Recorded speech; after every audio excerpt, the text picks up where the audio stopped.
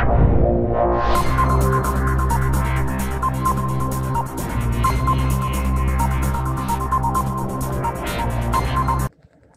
it's Joe Amoia, founder and creator of the GPS for Love. If you're the kind of woman that often gives your heart and invests your time and energy in a man, and it never leads to the kind of relationship that you're really looking for, you're going to love this video. You might actually want to go back and watch it a couple of times. So before we get started, I want to ask you this quick question. Let's say that you're dating a guy, or maybe you're even in a relationship with him, but you're not getting the love that you're really looking for. But you've had little glimpses of it.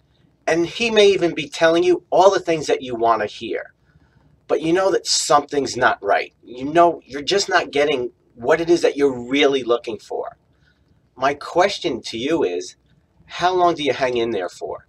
How long do you hang out? How long do you continue to invest your time and energy, hoping that one day everything's going to turn around and magically be the way you want it to be? Well, I get this question all the time. And what I always tell people is, look, I'm not going to tell you what to do. Okay? I don't have that right. It's your life. But I always say, this is what I would do if I was in your shoes. And in fact, it's not what I would do, it's what I did. Okay? Because there was a time many years ago where I was engaged to a woman, and the bottom line is I just wasn't getting what I needed to be happy. I put all my time and energy into making her happy and into making the relationship work. And the truth is I was kind of miserable, to be blatantly honest. But I hung in there because she was telling me everything I wanted to hear. She was telling me, but I love you. She was telling me, yes, I want to have a relationship. I want to have a marriage with you. I want to have kids. But it was always after something. There was always something in the way.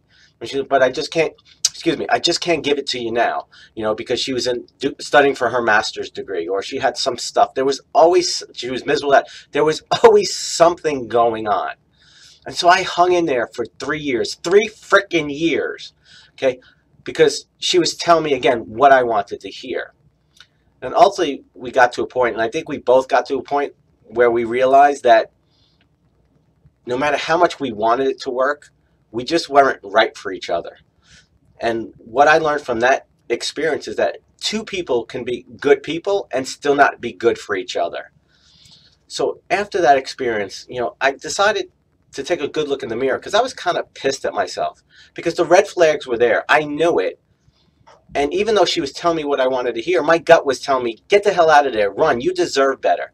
There was a time where, and I'm not proud to admit this, we were actually in couples counseling. And here's a little timeout for you. If you're in couples therapy before you're married, that's a major freaking red flag that you're not right for each other. If you got to work that hard before you even walk down the aisle, it's like the universe saying, dude, run, or do that, run, get the hell out of here. So please, please take this into consideration. And again, it's your life, it's your relationship, you get to decide. But I simply want to share some of the things that I've learned the hard way so that you don't have to. So going back to this experience, after I got out and took a good look in the mirror, I said, why? Why did I continue to stay? Okay. And yes, she was telling me everything I wanted to hear. And yes, I didn't want to see the red flags, and I didn't want to accept them because I was never going to get to where I thought I was going. But the reality, my gut knew the answer. Okay. My instinct knew the answer. Okay. And you just do, because by the way you feel, you know exactly what I'm talking about. So I decided to ask myself this question, in the future, how long am I willing to invest? And here's what I came up with. And this is what worked for me. When I got real with myself, I promised myself that I would not spend more than 1 minute in a relationship with someone when I knew beyond a shadow of a doubt that they weren't the right person for me. And how I decide, now I know some of you go, yeah, but how do you know that? Well, what I did is created something that I call a checklist for love. And it's what I use when I work with my personal mentoring clients. And basically what we do is we just get crystal clear on what is it that you absolutely need if you're going to spend the rest of your life with someone. What are those important qualities and characteristics that you absolutely positively must have? Now, when I did this, I actually didn't write it down. I kind of did it all in my head, but I made a list, and there were literally 7 things on my list.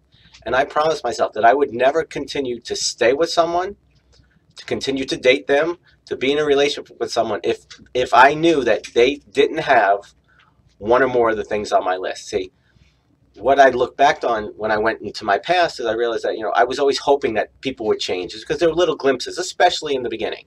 Okay, but the bottom line, if it wasn't consistently there, I knew it wasn't going to work. So here's a little homework for you. Okay, I want you to get clear, and I want you to ask yourself, how long are you willing to invest? Maybe you're in a relationship now. Maybe you've been in this relationship for a while. Okay, how long do you want to continue to invest? Okay, and if you do stay, which is your right, I had a right to stay. I learned the hard way, and I completely respect that. How are you going to know when it's the right thing? How are you going to know when it's the wrong thing? You need some kind of objective criteria to know. And you also need to kind of take a good look in the mirror, take some of that mirror time to really ask yourself, is this really what I want? Is it really what I deserve? And maybe, like me, you're staying for the wrong reasons. And that's okay, because we're all on our journey. And I believe that we learn the way we learn. But I learned from my experience that one time going through that crap was more than enough. And the amazing thing is when you get clear, when you own it, and you stand and you make your choices and decisions from that place, that's when the universe starts filling in the details. And it's amazing, as I sit here 14 years later, now married with the love of my life, and please, I share that not to say, look at me, I'm something special, but because I was in your shoes, I understand it. I've been in that place. And I want you to know what is possible when you get clear, when you stand in your power, and you honor yourself, knowing that you deserve the best, and you don't settle for it. Well, I know I threw a lot at you today, but as always, I'd love to hear from you. What do you do? How do you decide if you should stay or if you should go? How do you know if it's worth continuing to invest in?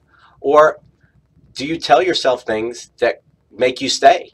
Look at your past relationship. Is there a pattern? Are there things you do to make a man want to be with you? Or to make yourself not see the things that are there? Again, there's no right or wrong, because the way you learn, the way you'll make things better, is by going back, looking and observing those things, and see what you may have done which didn't contribute to the results you want. As always, it's an honor and privilege to be with you. I'll see you next time. God bless.